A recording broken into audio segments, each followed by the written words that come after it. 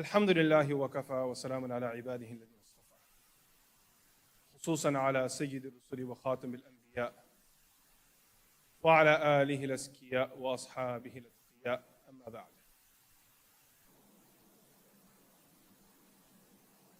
I've had the opportunity to study and teach the life of Rasulullah sallallahu alaihi wasallam.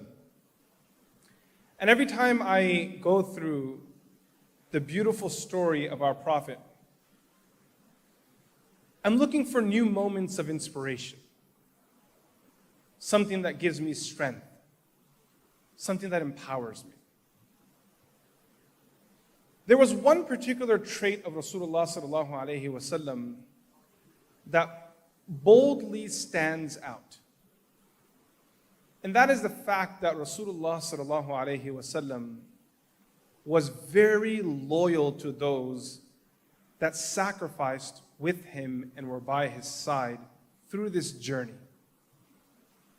Any person that played any role, Rasulullah sallallahu alaihi wasallam remembered them for that. Any role, any small or big role. It's easy for us to feel forgotten, to feel lost in a crowd of people.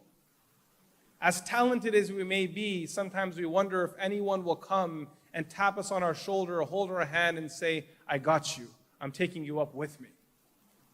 As Nabi sallallahu alaihi wasallam was on this journey of growth and spiritually every day he reached a new high, the companions that were by his side moved along with him. He loved his team. He respected his team. They were family to him. Their tears were his tears. Their losses were his loss. The empathy Nabi sallallahu alaihi wasallam carried is lost in our world today. So as a result of that, we are bound by a common identity of being Muslims, yet walk the path of this world very lonely and isolated. The thought of abandoning his people was foreign and far to him. Anyone that ever turned their back on any companion would have to face Rasulullah sallallahu alaihi wasallam. The most common narration in this regard would probably be a hadith quoted by Imam Bukhari rahmatullahi alayhi under the chapter of corporal punishments, Kitab al-Hudud, where he talks about a companion that was accused of consuming alcohol and then later was convicted in the presence of Rasulullah sallallahu alaihi wasallam of the accusation. Nabi sallallahu alaihi wasallam instructed the companions to take him out for a punishment, and the narration says that some of us took a slipper that we had in our hand and we threw it at him. Someone took his hand and whacked him. Someone took whatever he had and threw it at that person as a part of the punishment. And then a few days later, a second accusation was made that this man was consuming alcohol. Rasulullah sallallahu alaihi wasallam sent the companions off again to punish him, and the third time again. And it was on that third or fourth time that someone cursed him and said, may Allah's curse be upon this man. In one narration, someone called him a donkey. And if you pause right there, it's so relatable to most of us, where we sin in our lives and we do wrong, and then a few days later, we're back there again. And then we rectify ourselves, and then a few days later, we're back there again, wondering if we will ever be able to free ourselves from these sins. How will I ever shake away the burden that's on my shoulders? Some years back, there was a case that I was dealing with. The wife had said that her husband was unfortunately looking at inappropriate material, and she found out. So she was complaining about her husband in front of me. The man had his head lowered down in shame. Not one word. And his wife dug into him and drilled in deeper and deeper, just shredding his honor. I don't mean this in the wrong way. I'm not throwing the blame on her, but that was what was happening in that moment. So I asked her to give me a few moments with him alone. She left the room. Before I even said one word, he looked up and said, Sheikh, please don't say anything. He said, Wallahi, every time I commit this sin, I cry and I ask Allah to save me. if I can trade everything that I had in the world to free myself of the sin, I would do it in a heartbeat. But I'm tied up in the shackles of shaitan and I don't know how to shake it off. I then said to him, we'll talk about how to overcome this, but I just want to point out that this attitude of yours, this humility, this humbleness that you have, will one day make you a wali of Allah subhanahu wa ta'ala. It'll make you a friend of Allah. Because the number one trait that is a prerequisite for any form of wilaya is tawadu' and shukr. One is built off of the second. That without humility, you can't go anywhere in your spiritual journey, hence the form of sajda that is built into our daily worship. That you crumble yourself like a paper tossed on the ground, whispering to your Lord from that low place, Subhana Rabbiyal A'la, this is where I belong, that's where you belong. Subhana Rabbiyal A'la. So I find myself when reading this narration to be that person, that I'm that guy who people were calling a donkey. That's me. And in that moment when they were cursing this man, a Rasul alayhi salatu wasalam stands up to advocate for him and says, لا تلعنه فإنه يحب الله ورسوله. Don't curse this man because he loves Allah and His Messenger. That right there is loyalty. That I'm going to stand for my people. Yes, he has flaws and yes, he has weaknesses. And the world will be very quick to judge because we are very good at that. But for my companions, don't curse them. Don't speak evil of them because cursing them is cursing me. Showing anger or animosity to them is showing anger and animosity to me. مَنْ أَحَبَّهُمْ فَبِحُبِّ أَحَبَّهُمْ وَمَنْ أَبْغَضَهُمْ فَبِبُغْضِي أَبْغَضَهُمْ. Loving them is loving me. Ibn Hajar al-Asqalani, the famous commentator of hadith, he, after narrating this hadith under the commentary, writes, out of all the corpus of hadith that I've studied and written on, I have not found a narration that is more hopeful for the ummah than this narration. Because it shows us that a person can sin, yet their heart can be committed to Allah and His Messenger. It is possible to love Allah and His Messenger while being a flawed human being. And the journey continues. Hamza radiallahu anhu is martyred in the battle of Uhud. There isn't a week that passes by, but the Prophet of Allah heads over to Uhud to go give salam to his buddies, Mus'ab bin Umair and Hamza radiallahu anhu, along with the other shuhada. He remembers them. The last place the Prophet of Allah was seen in his life before he passed away, before he left his chambers, was in the graveyard of Baqi'. Abu Muwayhiba says that the night before he entered into his final illness, the Prophet of Allah woke up in the middle of the night and he went to the graveyard sitting with his buddies who left him before. Those that had put their life on the line. Sitting with them, giving salam to them, farewell moments, crying that the next place we'll meet will be in Jannah.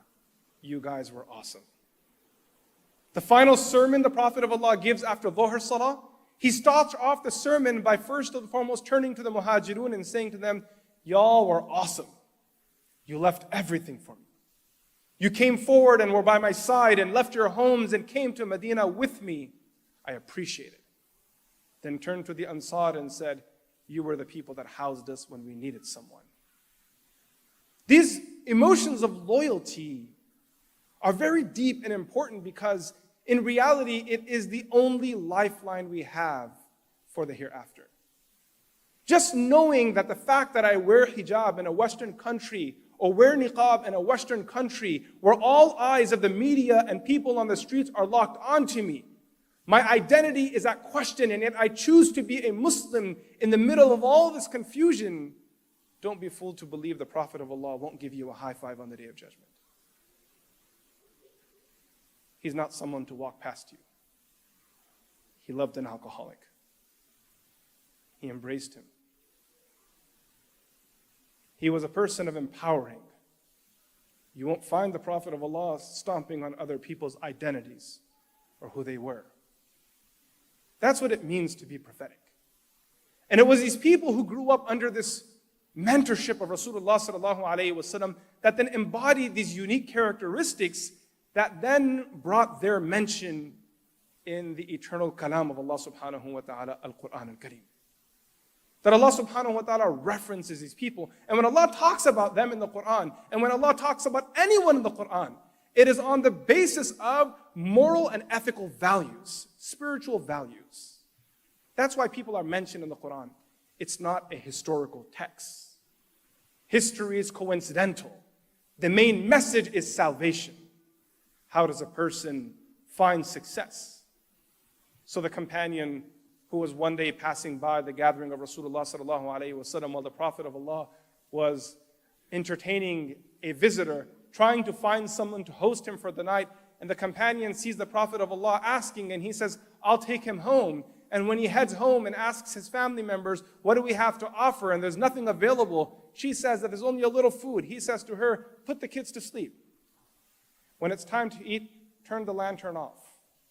The husband and wife fake their eating because there's only a little food while the guest eats all of it. This level of ithar, giving priority to others over yourself. This idea of selflessness. Where did they learn it from? From their mentor and teacher, their master and leader, Sayyidina Muhammad Rasulullah sallallahu alayhi wa sallam. The man thought that what he did was a secret between him and Allah. The next day when he comes to the gathering, the Prophet of Allah is smiling on him. وَيُؤْثِرُونَ عَلَىٰ أَنفُسِهِمْ وَلَوْ كَانَ بِهِمْ خَصَاصَةٌ. The Qur'an makes mention of this one Ansari Sahabi, and by extension, all of the Ansar. Because this was their motto. This is who they were. It was about giving preference to other people over themselves. The Battle of Badr occurs. After the Battle of Badr is complete, the young and senior companions have a dispute over who will receive a larger portion from the spoils of war. The younger companions say, we were the muscle in the battle, we should receive more. The senior companions say, we were the brains in the strategy, we should receive a greater portion. No ayah in the Qur'an until that point had been revealed. They came with their dispute to the Prophet of Allah and said, O Messenger of Allah, solve this matter for us. Allah Azza wa Jal references this in the opening verses of Surah Al-Anfal. يَسْأَلُونَكَ عَنِ الْأَنفَالِ قُلِ الْأَنفَالُ لِلَّهِ وَرَسُولِهِ. The amazing tarbiyah methodology of the Qur'an, mentorship, development, humbling people. That you fight over who should receive a greater portion, no one gets anything. قُلِ الْأَنفَالُ لِلَّهِ وَرَسُولِهِ. The abrogating verse comes later on, وَعْلَمُوا أَنَّ مَا غَنِمْتُم مِّن شَيْءٍ فَأَنَّ لِلَّهِ خُمُسَهُ, in the actual same surah, but that comes later on. Then the verses continue. So at this point, they've been told no one gets anything. All of the spoils of war are for Allah and His Messenger. In the following verse, Allah subhanahu wa ta'ala praises the companions. The Badri companions were a mix of the Muhajirun and Ansar. And Allah subhanahu wa ta'ala praises them for certain traits. Allah Azza wa Jal says, إِنَّمَا الْمُؤْمِنُونَ الَّذِينَ إِذَا ذُكِرَ اللَّهُ وَجِلَتْ قُلُوبُهُم. True believers are those who, when the mention of Allah occurs, their hearts begin to tremble and shake. You don't win battles from an Islamic religious paradigm simply through your numbers. The battle is won long before you even step onto the battlefield based off of your connection and loyalty to your Creator. Change doesn't occur through slogans, because if change occurred simply through words, we would have a revolution every morning and evening. It occurs through a state of the heart and a connection with Allah, based off of the back and hard work of actions, and that's why it's so rare. إِنَّمَا الْمُؤْمِنُونَ الَّذِينَ إِذَا ذُكِرَ اللَّهُ وَجِلَتْ قُلُوبُهُم. People who have such an intimate relationship with their Lord. My mentor and teacher, Shaykh Yusuf rahimahullah ta'ala, once said while teaching us Sahih al-Bukhari, the greatest crime of a human being is to say the name of Allah without experiencing the greatness of that name in every fiber of your existence. Forgetfully, passively saying Allah's name is unfitting for a Muslim. That when you say Allahu Akbar, your world must pause. You are engaging with the Creator of the universe. Be mindful, be thoughtful, be present. وَإِذَا تُلِيَتْ عَلَيْهِمْ آيَاتُهُ زَادَتْهُمْ إِيمَانًا. They have a relationship with the Qur'an that every verse they read it increases them in faith because there is a conversation in play. وَعَلَىٰ رَبِّهِمْ يَتَوَكَّلُونَ, reliance on God. That when life gets tough and you feel like there's no solution left, just fall. And know that your Lord will catch you. Reliance on Allah subhanahu wa ta'ala. My Lord is there. He'll take care of me. He will guide me. وَعَلَىٰ رَبِّهِمْ يَتَوَكَّلُونَ. Do your best and then let go of your godlike complex that I must conquer the world. If conquest is written in your destiny, it has already been written in your taqdeer. Your Allah will guide you to it. الَّذِينَ يُقِيمُونَ الصَّلَاةِ. They establish their prayers because Islam is not just a feeling, it's action. وَمِمَّا رَزَقْنَاهُمْ يُنْفِقُونَ. And they are willing to part with what they love the most, even their own wealth. أُولَٰئِكَ هُمُ الْمُؤْمِنُونَ حَقًّا. They are true believers. So the Qur'an mentions the Ansar and Muhajirun not just by a historical reference, but through their actions. As Mufti Abdul Wahab mentioned, and I will conclude with this statement, this evening holds opportunity for each and every one of you. The opportunity is to open your heart and fall in love with the Qur'an, to find the Qur'an to be your identity. Look at the people who came before and understand that their mention is in the Qur'an because they live by the legacy of the Prophet of Allah. And if you can embody this legacy, be confident, inshaAllah, in Rasulullah sallallahu alayhi wa sallam's loyalty meeting you in the form of the most beautiful smile your eyes have ever laid on the Day of Judgment. Wa sallallahu ta'ala ala Sayyidina Muhammad. Assalamu alaikum wa rahmatullahi wa barakatuh.